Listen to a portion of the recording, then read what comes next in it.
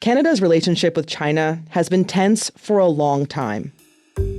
At the request of U.S. authorities, Canada detained Huawei executive Meng Wanzhou in 2018. China responded by arresting the two Michaels, Michael Kovrig and Michael Spavor.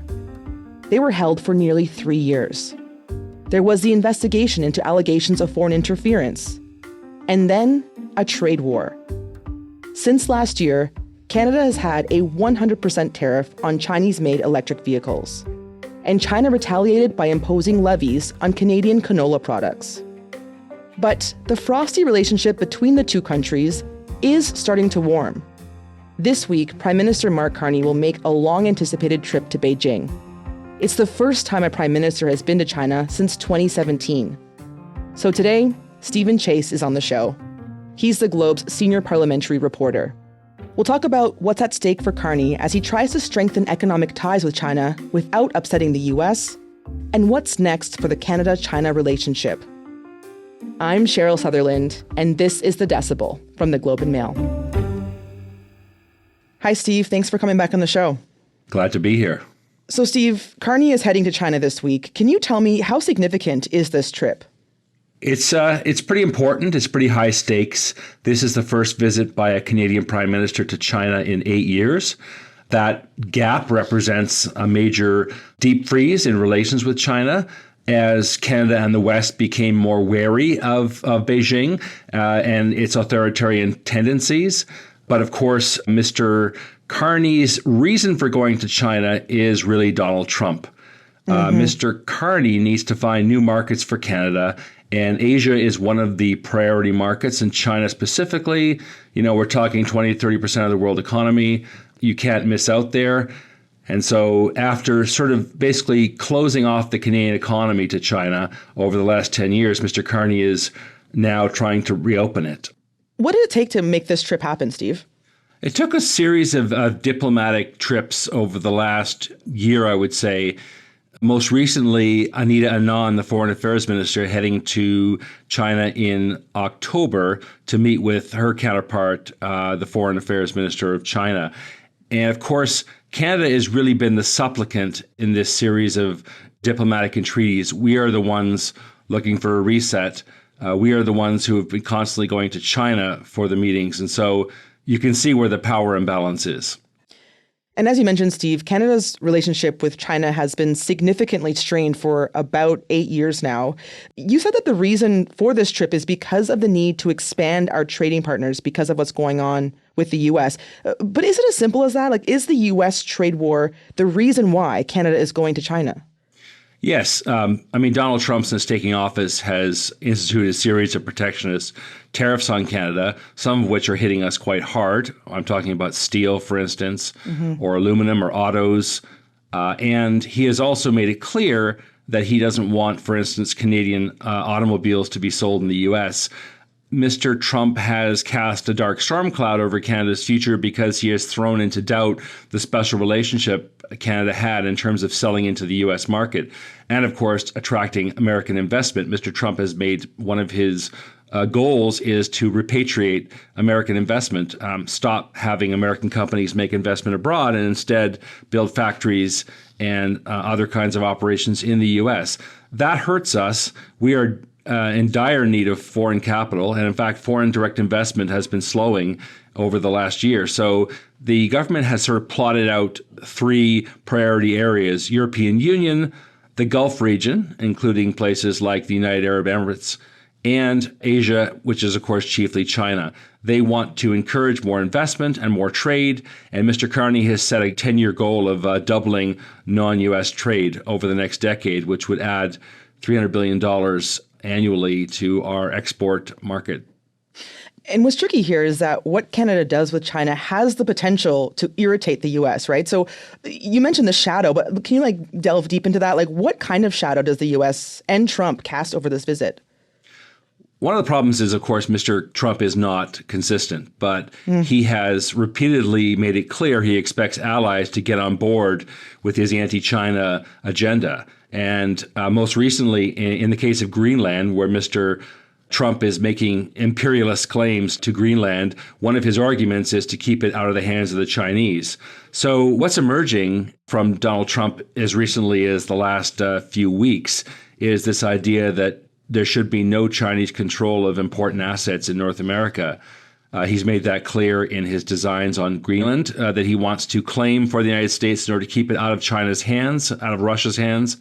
And of course, that means that, critical assets or things that might be of importance to the U.S. in Canada, he may not want to see China taking a deeper role in the Canadian economy, playing a deeper role in the Canadian economy, making big investments here. Now, we both imposed EV tariffs, that is 100% tariffs on Chinese EVs, when the Biden administration was in power as a way of keeping Chinese electric vehicles out of the North American market, partly because they're subsidized by the state and overproduced, and it's unfair trade, effectively.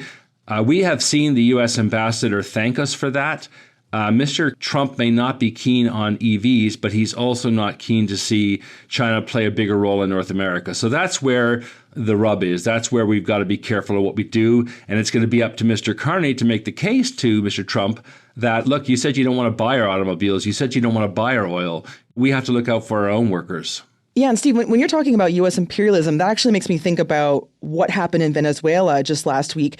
How does what happened there factor into this meeting? Oh, it just raises the stakes. It both raises the arguments for diversifying away from an unpredictable, mercurial, and potentially dangerous ally. But it also means that Mr. Trump may be watching more carefully as we try to invite China deeper into our economy. So if you think of the analogy of walking a tightrope, well, now the wind started to blow a bit, and it started to get a bit more shaky on the tightrope. Steve, I want to take a minute to talk about Taiwan. There was a delegation of 5 Canadian MPs on a trip to Taiwan, and we know that earlier this week, the 2 Liberal MPs cut their trip short because of Carney's visit to China. How do relations with Taiwan factor in? China considers Taiwan a breakaway province, even though the governing Chinese Communist Party has never actually ruled Taiwan. It wants to discourage any efforts by Western governments, Western officials to talk to Taiwanese officials. It makes claim to the island and says that you should not be talking to people there. These are internal affairs. But of course, over the last 30 years, Canadian MPs and senators have been accepting sponsored trips to Taiwan to meet with government officials.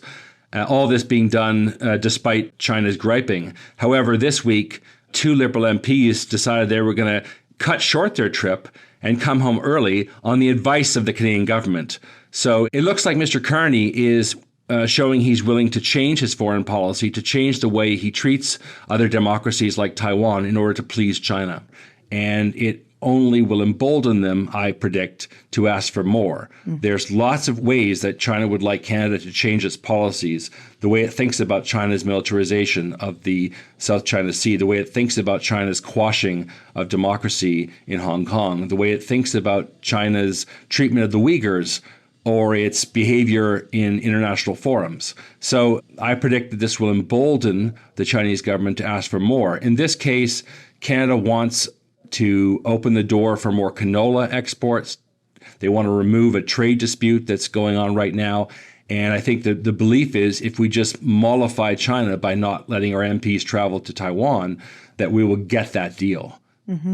When you talk about canola, there's actually this pressure from Canada's canola sector to ease up on Chinese electric vehicle tariffs because China has a levy of more than 75% on Canadian canola seed because Canada put a 100% tariff on Chinese EVs. So canola farmers are hoping for some change there. But also last week, Doug Ford said he hoped Carney would keep EV tariffs in place, which would help Ontario's auto sector. So there's a lot for Carney to balance here when it comes to trade. Like, how does Carney need to balance all of this? Well, he has to keep Western Canada happy, but he also has to keep Canada's most populous province happy. Ontario is where the majority of the auto industry is. It's not going to be possible to make both happy. The fact is that the biggest irritant, the biggest blockage to closer relations is this electric vehicle tariff that Canada imposed on China in 2024 in tandem with the Biden administration. China retaliated with serious tariffs on Canadian agricultural products, from canola to seafood to others. And the fact is that this is going to have to start with a cut in EV tariffs. Now, maybe there's a way around that. But the canola farmers in Western Canada particularly are hoping for relief from this trip. So it's a lot of context here that kind of shapes what's going to be happening on this trip. I wonder, like, do we know what Prime Minister Carney and Chinese President Xi Jinping are going to talk about? Like, what are the priorities here? Mr. Carney's imperative in this trip is to find some kind of breakthrough in this deadlock where Canada has massive tariffs on Chinese EVs and China has significant tariffs on Canadian agriculture. There has to be a breakthrough there. They have to find a way around it, even if it's not perfect. One of the problems with Mr. Carney is that he has to be careful about allowing the floodgate open to Chinese electric vehicles because he's still about to renegotiate the United States-Mexico-Canada agreement, which governs trilateral trade. And he has to make sure that what he does in China doesn't hurt his negotiations with Donald Trump. At the same time, his other major goal in this trip is to seek new investment. Foreign direct investment in Canada has slowed because there's question marks about the future of the Canadian economy and its access to the U.S. market. Mr. Carney needs Chinese investment. He's expected to open the door for Chinese investment after a decade of us shutting the door to Chinese investment in areas like national security, defense, critical minerals. He's expected to lay out or clarify the areas where China might be allowed to invest to sort of smooth and make it easier for Chinese investors to want to put their money here. We'll be right back.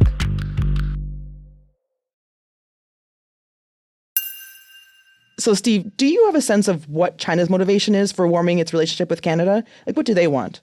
Well, they want more access to Western countries. They have been shut out of significant portions of foreign economies over the last 10 years as Western governments began to see them more as a rival or a national security threat than as a partner.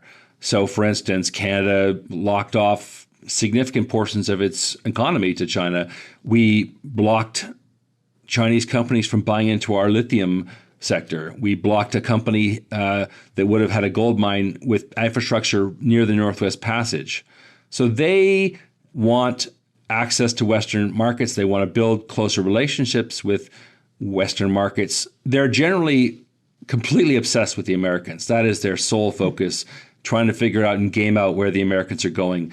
It would be to their advantage to peel away allies from the U.S., to build stronger relationships with Western countries other than the U.S. that they could then use to support their goals of gaining legitimacy for their sort of ambitious claims in the South China Sea, which are, of course, contested by every other country, to build support for their effort to take Taiwan, to build support for or legitimacy for what they've done to Hong Kong, where they've basically crushed dissent and civil liberties. So there's myriad reasons, but Western leaders are beating a path to Beijing's door. The Irish Prime Minister, the South Korean leader already visited this year. Mr. Carney's next. Then we expect the British Prime Minister.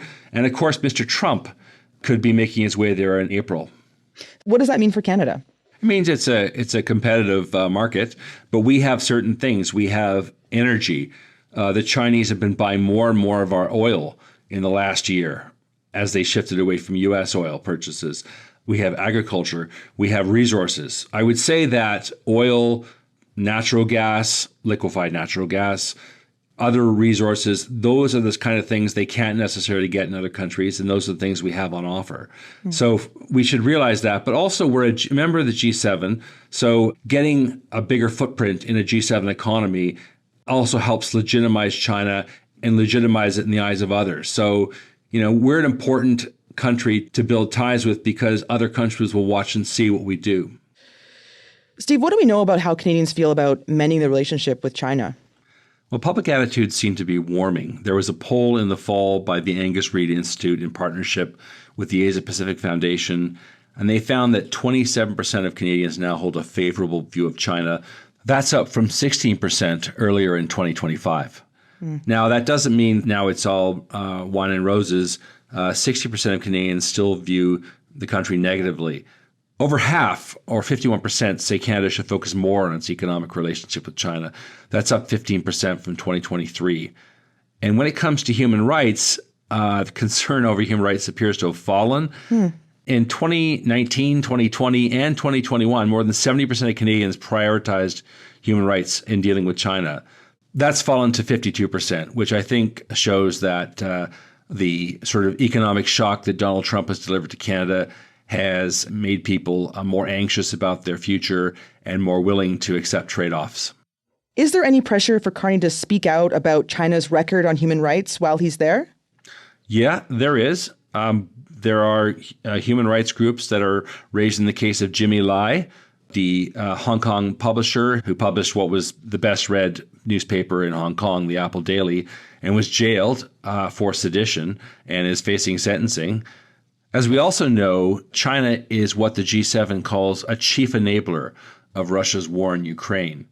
It's well documented now that China is buying Russia's oil despite Western sanctions. It's sending components and parts for weapons to Russia, and in some cases, smaller banks or transfer payment systems in China are helping the Russians conduct their financial operations outside of Western sanctions.